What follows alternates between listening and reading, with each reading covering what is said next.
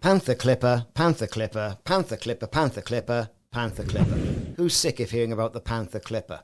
Well, I'm not yet anyway. But it's worthwhile mentioning that the 22nd of July is going to be the date when this is going to be released. And a lot of commanders still don't know that, which shows there's still a little bit of gap for Frontier to get their message out on socials, what's standing to be one of the most anticipated ships in-game for a long time. A long time.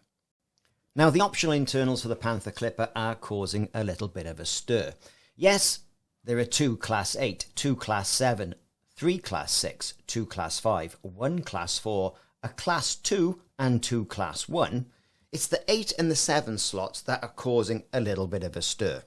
Only one of the Class 8 and Class 7 slots are compatible with the new Mark II cargo rack, the 8D cargo rack, with a maximum capacity of 384 tons on the Class 8 and 192 tons on the Class 7. Now, there's been an awful lot of conjecture in regards to this as to, well, are we going to see a 6D cargo rack in the future? Is there going to be a retrofit? Could this be a really good component that Frontier could pop in to the Panther Clippers lineup as part of a community goal reward? Who knows? Either way, the maximum amount of cargo that you're going to be able to put into your Panther Clipper is 1,238 tons. And that's just having the basic planetary approach suite. That's no docking computer, no shields, no FSD booster, none of the other quality of life things you may want, no fighter bay, no SRV bay. That is just it. 1,238 tons. Now, a lot of commanders have been saying it's not enough. They're expecting something in the 1,500 to 2,000 range. Well, I suppose you can't really please everyone. And I think a minority of commanders who are out there who are looking for more than this, I think, they may wait for the in-game credits aspect of things before they put the Panther Clipper into their fleet lineup. Either way, it's worth reiterating that only one of the Class 8 slots and one of the Class 7 slots will have the Mark II cargo rack compatibility in it as well.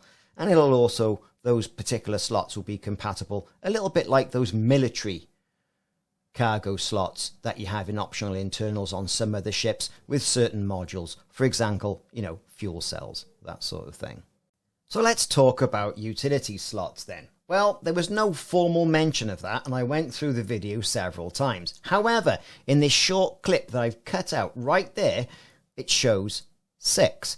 And they've got it populated with 3-point defense, which, as you can imagine, for a ship this size. You've also got an ECM, really good for destroying limpets, and also the wayward missiles, and then 2 heat sink launchers as well. Now, bearing in mind, you could retrofit those with some of those really overcharged multi-ammo heatsink launchers, should you feel the need to. At least we have the number. So utility slots, I'm not disappointed. So for context, the 6 utility mounts is fewer than some existing large ships, right? The Imperial Cutter, for example, has 8.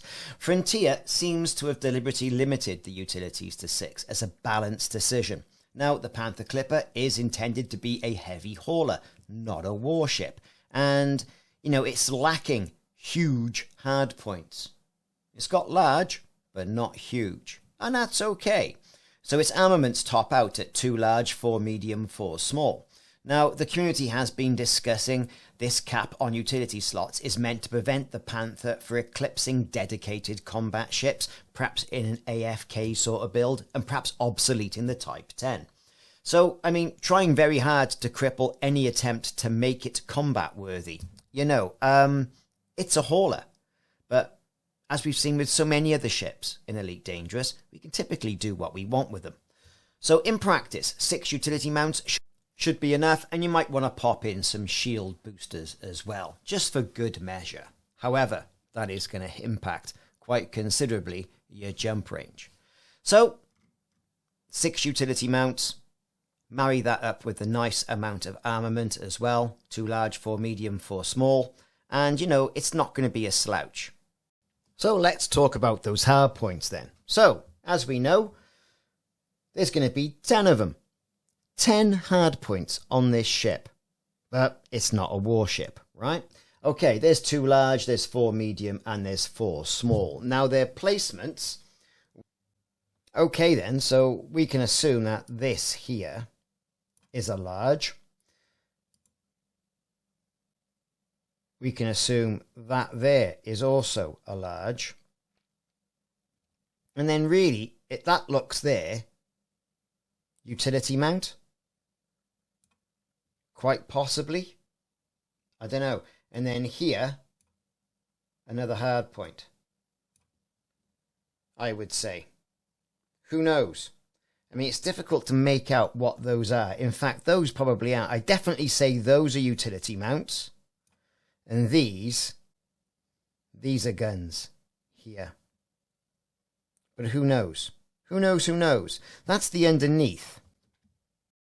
So from this angle, we can see there's some here. We've got some there. And then here. Now, if I was to be a betting person, I would say that's a small, that's a small, that's a small, that's a small, and those are the medium. I would say. But you can't really tell, can you? Really, to be honest with you.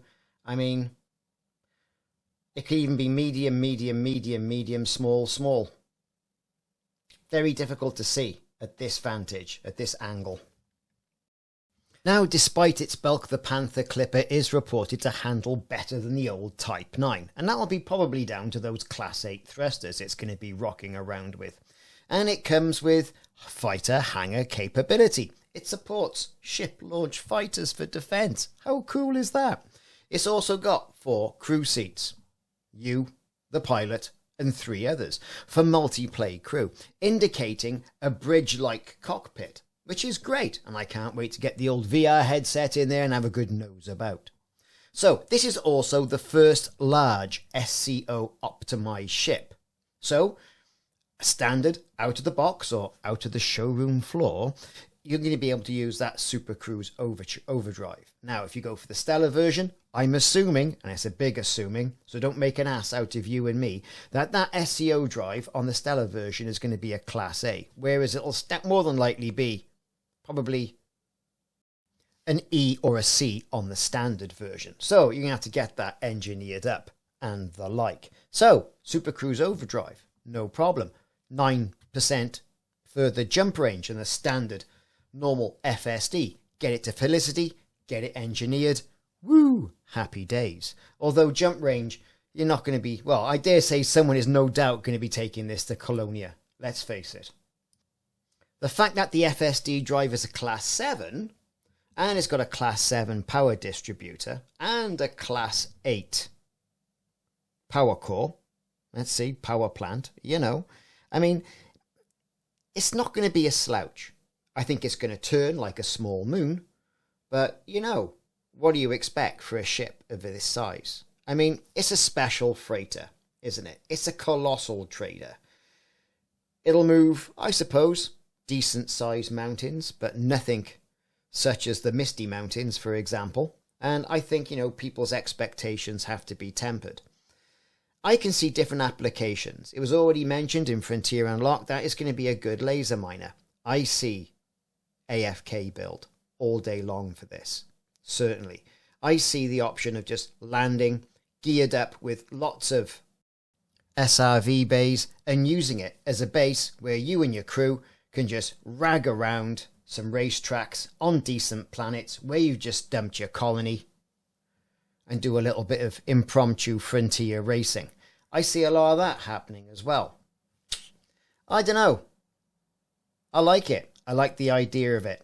I'm not too fond on the black and gold schemes they've put on in regards to the Stellar version, but different paint jobs will come out over time. And can you just imagine this in nice shiny chrome? Well, there you go. Anyway, there you go. Another video on the Panther Clipper. Let me know if you're getting bored of them yet. I've been Ricardo. Thanks very much for watching. See you soon.